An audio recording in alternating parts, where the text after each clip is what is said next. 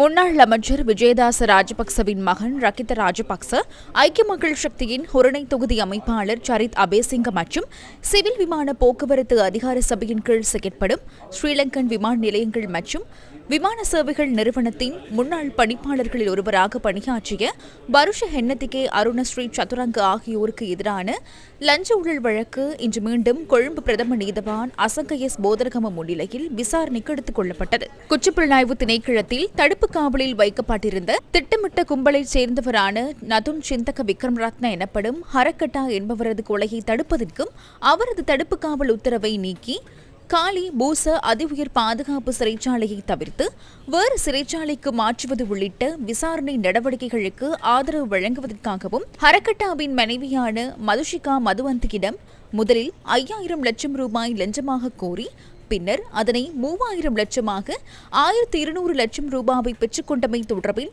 சந்தேக நபர் விளக்கமறியலில் வைக்கப்பட்டுள்ளார். விசாரணைகளில் முன்னேற்றம் தொடர்பில் கருத்து தெரிவித்த லஞ்ச ஊழல் ஒழிப்பு ஆணைக்குழு சார்பில் மஞ்சள் முன்னிலையான உதவி பணிப்பாளர் அனுஷா சம்பந்தன் பெருமை இந்த லஞ்ச பணப்பரிமாற்றத்தில் போலீஸ் உயர் அதிகாரிகள் சிலருக்கு லஞ்சம் கிடைத்துள்ளதாக தெரிவித்தார். மேற்கோள் ஆரம்பம். கௌரவ நீதவான் அவர்களே, இந்த லஞ்ச பணத்தை பெற்றுக்கொள்ளும் போது 3 போலீஸ் அதிகாரிகளுக்கும் பணம் கிடைத்துள்ளமை தெரியவந்துள்ளது. இந்த போலீஸ் அதிகாரிகளுக்கு லஞ்ச பணத்தை ஒரு தேரர் மூலமாக வழங்குவதற்கு நடவடிக்கை எடுக்கப்பட்டுள்ளது. அந்த தேரர் தொடர்பான விடயங்கள் கண்டறியப்பட்டுள்ளன. அது தொடர்பில் மேலும் துல்லியமாக தகவல்களை உறுதிப்படுத்திக் கொள்ள வேண்டியுள்ளது. இதற்கு முன்னரான நீதிமன்ற உத்தரவுகளுக்கு அமைய ஹரக்கட்டாவின் மனைவியான மதுஷிகா மதுவந்தி லஞ்ச ஊழல் ஆணைக்குழுவுக்கு வழங்கிய தகவல்கள் தொடர்பிலும் அவர் நீதிமன்றத்தில் அறிக்கை சமர்ப்பித்தார். கௌரவ நீதவான் அவர்களே, முன்னைய நீதிமன்ற உத்தரவுகளுக்கு அமைய ஹரக்கட்டாவின் மனைவியான முறைப்பாட்டாளர் மதுஷிகா மதுவந்தி என்பவர் இந்த சம்பவம் தொடர்பான அனைத்து விவரங்களையும் உள்ளடக்கி அவரால் பதிவு செய்யப்பட்ட வீடியோ ஒன்றை லஞ்ச ஊழல் ஆணைக்குழுவிடம் ஒப்படைத்துள்ளார்.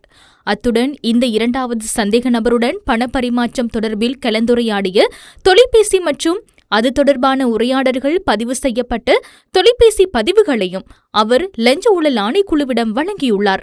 இந்த சம்பவம் தொடர்பில் லஞ்ச ஊழல் ஆணைக்குழுவின் வாக்குமூலம் அளித்துள்ள ஹர்பி எனப்படும் நிர்மல பண்டார, சரித் அபேசிங்கவுடன் இந்தியாவில் இருந்தபோது முன்னெடுத்ததாக கூறப்படும் தொலைபேசி உரையாடல் உண்மையானது என்பது விசாரணைகளினூடாக தெரியவந்துள்ளதாக உதவி பணிப்பாளர் அனுஷா சம்பந்தன் பெரும மன்றுக்கு அறிவித்தார்.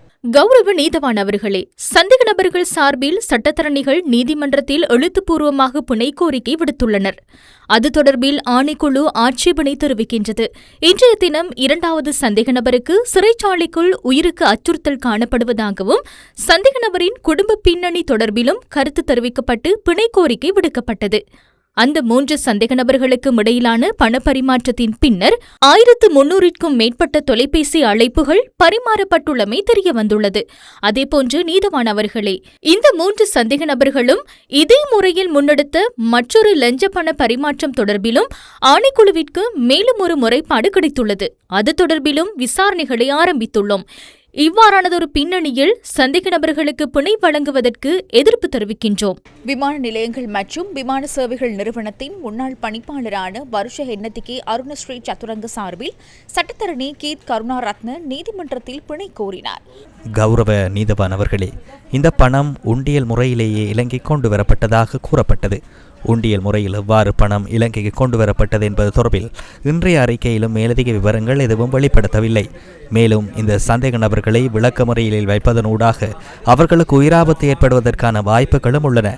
உயிருக்கு இருக்கும் அச்சுறுத்தலை ஒரு விசேட காரணியாக கருதி சந்தேக நபரை பிணையில் விடுவிக்குமாறு கேட்டுக்கொள்கின்றேன்.